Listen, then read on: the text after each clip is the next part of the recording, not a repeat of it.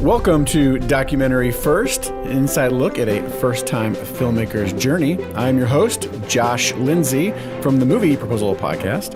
And with me is our first-time filmmaker, Christian Taylor. Hey, Josh Lindsay. Hello. And our button-pushing guy sitting next to Christian, Jason Rugg. Aloha. Aloha, yes. I like the hi there. It's hey there. Hey there. Oh, sorry. Hey there, Jason Rugg. So we are back from, well, we haven't met in a while. Right? No, we haven't met in a while. Yeah, we sort of time. record them in batches. Yes. And there has been a lot of water under the bridge since we met last. Lots of water. One of them being a film festival that I was jealous to hear you attended. Yeah, it happened at the last minute. I didn't expect to ever be at Sundance. It was sort of like a bucket list thing. Absolutely. So intro, what is the Sundance Film Festival for those listeners who do not know? Fabulous start. The Sundance Film Festival is a film festival in Park City, Utah, which has now expanded a little bit to Salt Lake City, Utah. It has been running for many years now, since the 70s. It was established by Robert Redford. He loves Utah, loves film. It started sort of, at the Sundance, I think it's the Sundance Mountain Resort. I think that's what it's called. Okay. I don't know. Park City is this ski mecca. I mean, you can ski right into Park City, like right into downtown. It's crazy. And apparently there's this huge mountain range, and you can just ski from one mountain range to the next, like all over. You can spend the whole day up in these mountains and then, land up in the towns. So it's a gathering place for people that love skiing, that love movies, and that love to talk to other filmmakers. Industry professionals from all over the world come there. So it's it's like, it's the film festival of film festivals, really. Okay. Well, I mean, here in the United States, because what other film festivals besides Cannes?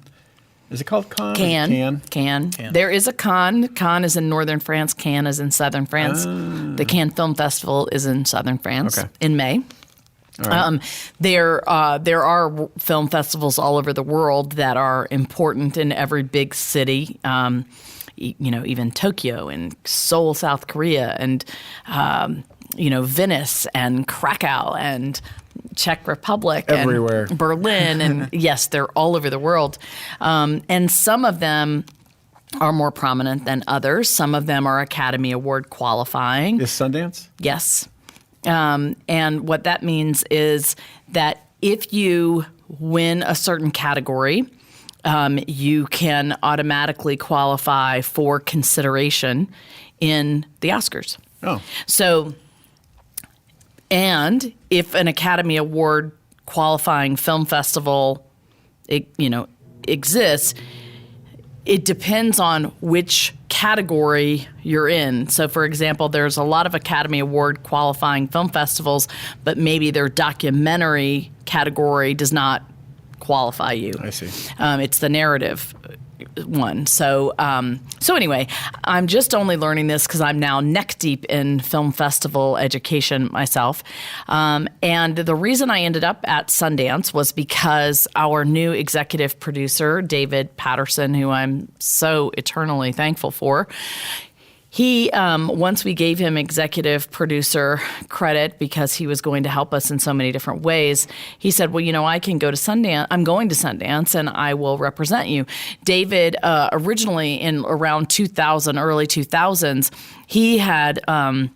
He's a stuntman. He was an actor, but his mother is a famous playwright. Her name's Catherine children's author, who is just this prolific award-winning author. He would take her books and turn them into plays. So he'd written all these scripts, and at one point, he was like the only playwright that had 3 Broadway-ish. He had one on Broadway, one off Broadway, and one off Broadway, all at the same time. But he couldn't get an agent, so he took his play, turned it into a screenplay, made a movie called Love Ludlow, and just decided to enter it into Sundance. He thought it was in California. He really didn't even know anything about it. And he ended up getting in. on his very first try. Wow. And that was, I think, 2005 or 2006. And ever since then, like once you become an alumni, like it's so super hard to get into Sundance that it does afford you this kind of, you get a little badge that says he was a former Sundance filmmaker. And he was going to go there and meet with a whole bunch of different people. And he thought, he'll be a representative of our film. And as soon as I heard that, I thought, wait a minute. Nobody really can speak on behalf of this film but me, so I better go and join him. And then I remembered that my unit production manager, Rick Arbazani, volunteers at Sundance, and I called him. I'm like, hey, are you still volunteering this year? Do you have a place to stay? Yeah, I rented this big cabin, and I invited all these people, but now nobody's coming. So I'm like, hey, that's a sign I'm supposed to come. So he's like, yeah, sure, come on out. Well, of course, I have had zero time to research, understand, or comprehend anything about Sundance. I'm learning everything on the fly.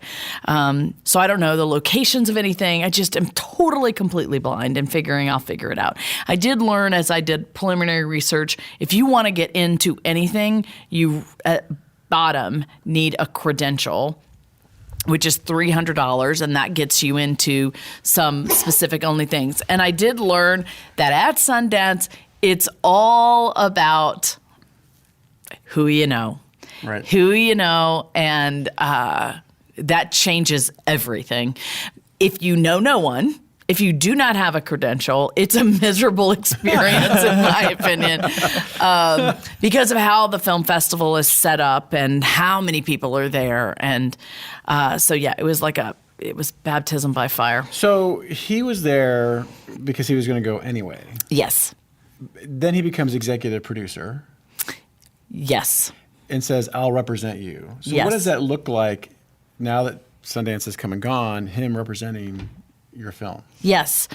So David is in these exclusive clubs. He is meeting with other filmmakers. He's meeting with other people who fund films. He's meeting with other people in different film festivals that are there representing their film festival. So for him to say, hey, let me tell you about this new project I'm working on is an amazing thing, because more people then hear about our project. Right. And we have an opportunity to sort of pitch things more, and, just leads to one connection leads to another.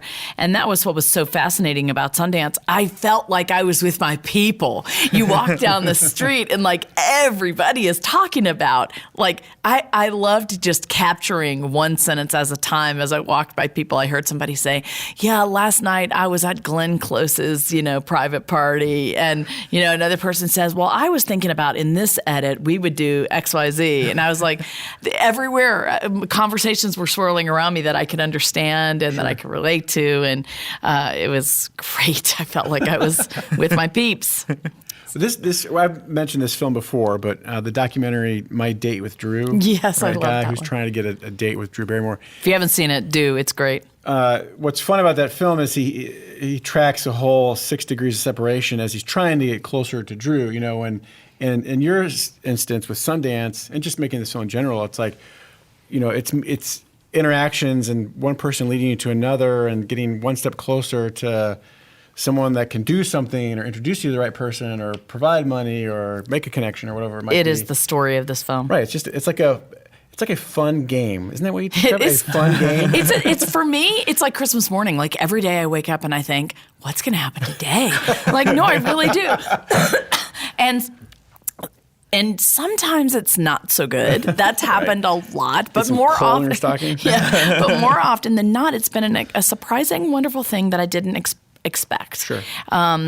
So Sunday, speaking of things I did not expect, I kind of want to take you through what not to do at Sundance, because I did have a baptism by fire in a lot of ways, and it is important, I think, to understand what Sundance is all about if you ever want to go, which I recommend you both go because you love movies. Yeah. And if I have to.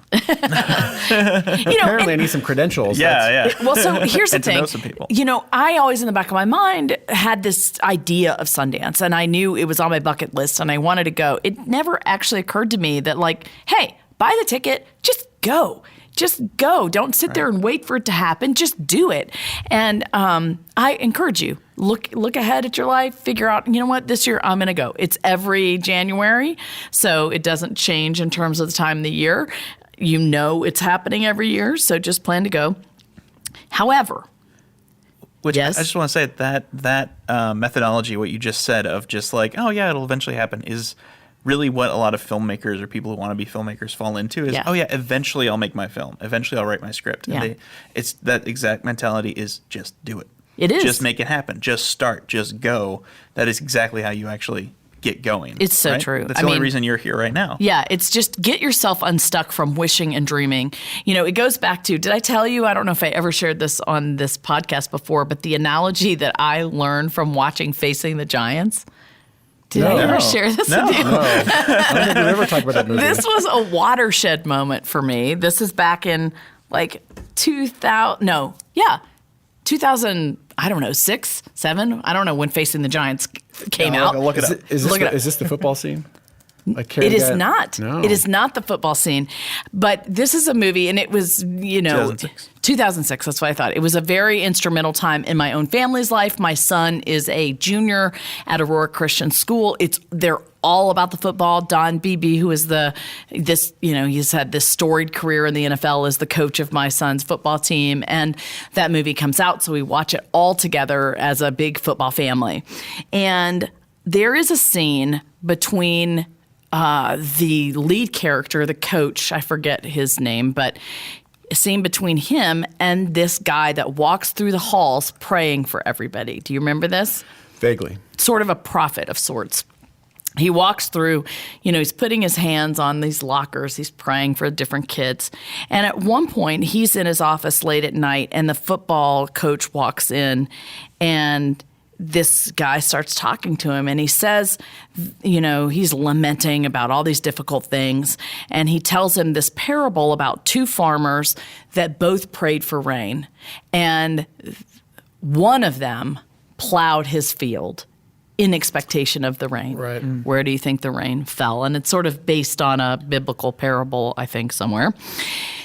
For me, that spoke volumes because at that time, 2006, I was this wannabe actress, and I'd gotten my degree in theater. I'd made some initial steps. I was with a touring company.